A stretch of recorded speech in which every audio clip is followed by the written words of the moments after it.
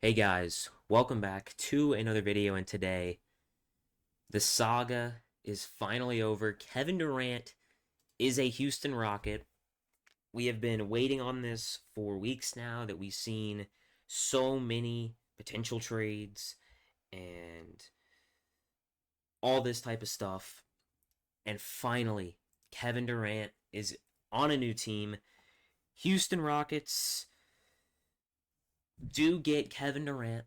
If you enjoyed these videos, before we get into it, give me a like, give me a comment, subscribe to the channel. Really do appreciate it. But let's just get into it.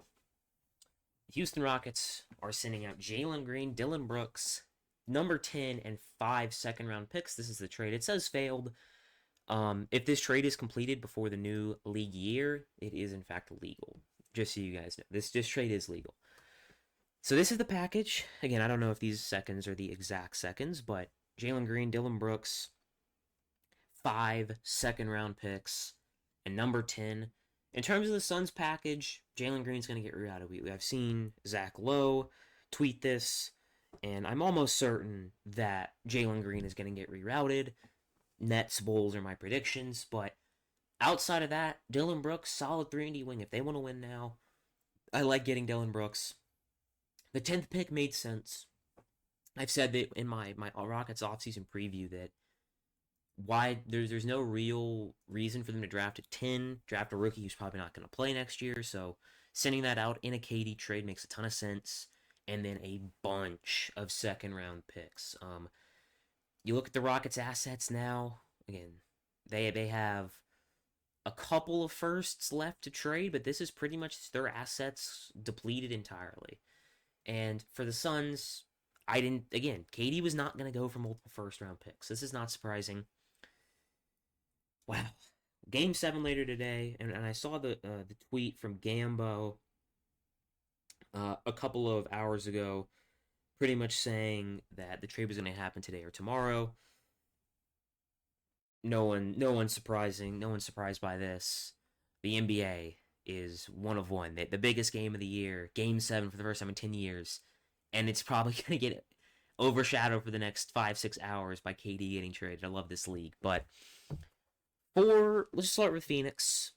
This is fine. I didn't think they were going to get much more than this. Again, Dylan Brooks is a good 3-and-D wing, and I think they reroute Jalen Green. I think what does that look like?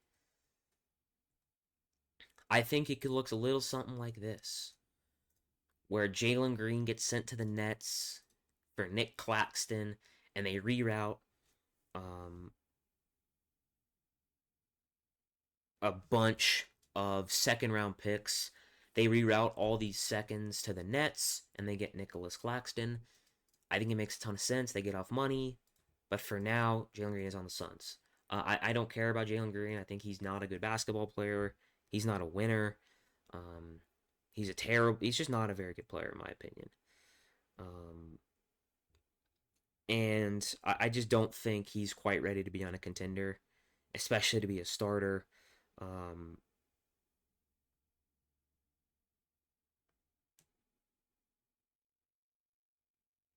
my problem is just like, also you have KD, you have Booker and Beal. Like, where does Jalen Green fit in that? Is he coming off the bench? So he's gonna get rerouted. But I love Dylan Brooks fit. They needed someone like Dylan Brooks, so I like that. For the Rockets, obviously this is a lot. I thought they might have to give up one more first or this swap back to Phoenix, but they end up not having to. And they don't trade anybody. They don't trade Jabari. They don't trade Tari. They don't even have to trade Cam Whitmore. I don't know how the Suns don't get Cam Whitmore in this deal. Um, just seems a little weird to me. But again, great trade for the Rockets here. Now, I don't think this makes them this like automatic auto contender. Uh, they're gonna win the title next year. Like, they're gonna definitely be the second best team in the West. Because as good as KD is, they still lack like a true initiator on the perimeter. But this certainly gives them an upgrade when it comes to they're now even bigger. And KD is much better than Jalen Green and Dylan Brooks combined. Now, this is honestly a good amount. Like, they're not going to have a draft pick in the first 2 years. These next 2 seasons, They will have their 27 pick, which they can swap. They have two 27 picks. They have their 28th pick. So they're all their picks. This next 2 years, they don't have any draft picks, which is, a little weird, but they can still trade this 27 first. They can trade this 29 swap.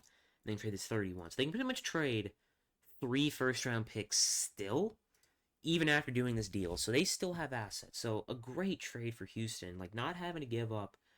I thought Jabari Smith was certainly going to be part of this deal, or Reed Shepard, but now Reed Shepard's role is going to become a lot bigger. Obviously, I don't think Jabari is going to be there long term. How do they pay these guys? Who cares? They got Kevin Durant on their team. He fits in like a glove defensively, in my opinion, where he's really going to help. I mean, not help. I mean, he's just a great defender. Or he's not great. He's a good defender. And you look at his. I mean, they're just going to be a monster regular season team. I still wonder, are they going to be really this elite team in the postseason, or are they going to be there yet? I'm not sure. But a great trade for KD. Um, in my opinion, for the Rockets. And again, for the Suns, they weren't getting much better than this, honestly. I think they could have maybe gotten, instead of these 5 second round picks, one extra future first. Like, would I rather have Jalen Green or would I rather have Dillon Brooks or Jabari Smith plus something? I don't know. And I think for the Suns, it just came down to it. We heard the two finalists were Miami and Houston. Again, maybe Jalen Green has more value than I think, and maybe they feel confident they can flip him for Nick Claxton or flip him for Vucevic or something, where they can flip him for a big, and they want to win now. And the 10th pick is incredibly valuable. I think that's probably what got Houston's offer past Miami, was that 10th pick, because this is premium draft capital. Are they in Malawatch range? No, but I now think about maybe there's a trade. If we go to the Nets here, is there a Jalen Green and number 10? Well, okay, well, not for pick 8. Like, who has. I'm trying to think, like, what is Malawatch? Like, Malawatch is like 6'7 ish. Like, can they reroute? Is there a trade with the Wizards or something if Ace Bailey gets drafted and VJ Edgecombe gets drafted where they trade up to like 4 or something? Is there a way that happens? I'm not so sure. But I mean, I don't know what else, what more they were gonna get. I told people like they're not going to get better than one first round pick. They're not gonna receive better than this.